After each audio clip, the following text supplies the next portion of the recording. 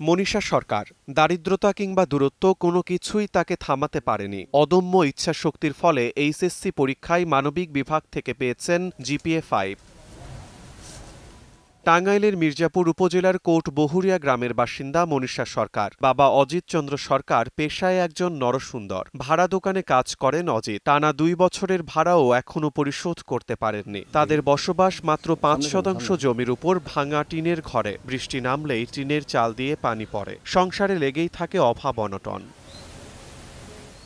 তবে মেয়ের পড়াশোনার আগ্রহ দেখে সাহস জোগাতেন বাবা। দেওহাটা এজে উচ্চ বিদ্যালয় থেকে বিজ্ঞান বিভাগে এসএসসি পরীক্ষায় পেয়েছিলেন জিপিএ 4.94। অল্পের জন্য জিপিএ 5 না পাওয়ায় মন খারাপ হয়েছিল তার, কিন্তু বাবা মায়ের অনুপ্রেরণায় আবার ঘুরে দাঁড়ান মনীষা। নতুন উদ্যমে শুরু করেন পড়াশোনা, আর এবার পরিশ্রমের ফল মিলেছে। এইচএসসি পরীক্ষায় জিপিএ 5 1 থেকে 5 পর্যন্ত রোল নং 1 ছিল।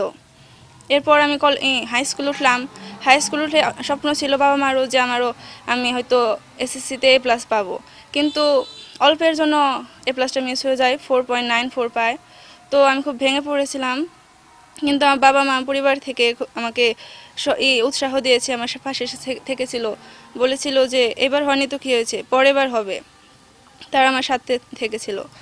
তো এইভাবেই এরপর আমি কলেজে উঠলাম।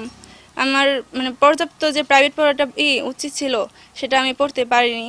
আমার কন্যা এত ভালো রেজাল্ট করছে আমি নিজেও তো বুঝতে পারি নাই, এবং কি ওর পরিশ্রম আছে অনেক।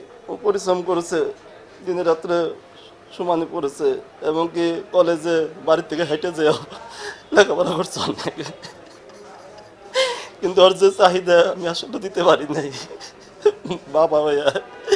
আমি খুশিতে কান্না করে দিছি। আমি বলতে আমার ভাষায় প্রকাশ করতে পারবো না। আমার মেয়ে আমার জিপিএ 5 পেয়েছে, শোনার পর আমার অনেক খুশি লাগছে, কিন্তু আমি জানি না এই স্বপ্ন আমি পূরণ করতে পারবো কিনা।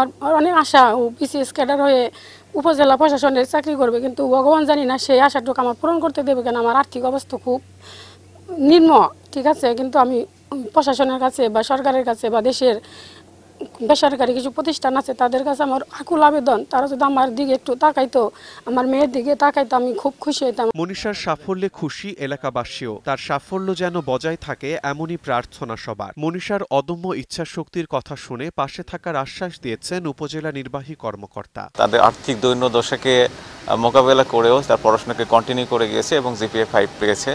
এই কারণে আমরা সরকারের পক্ষে, উপজেলা প্রশাসনের পক্ষ থেকে তাকে আমরা অভিনন্দন জানাই, তার পরিবারকে আমরা অভিনন্দন জানাই, একই সাথে তার শুভকামনা জ্ঞাপন করছি, এবং আমরা অবশ্যই চেষ্টা করব আমাদের সীমাবদ্ধতার মধ্য থেকেও তার পাশে থাকা।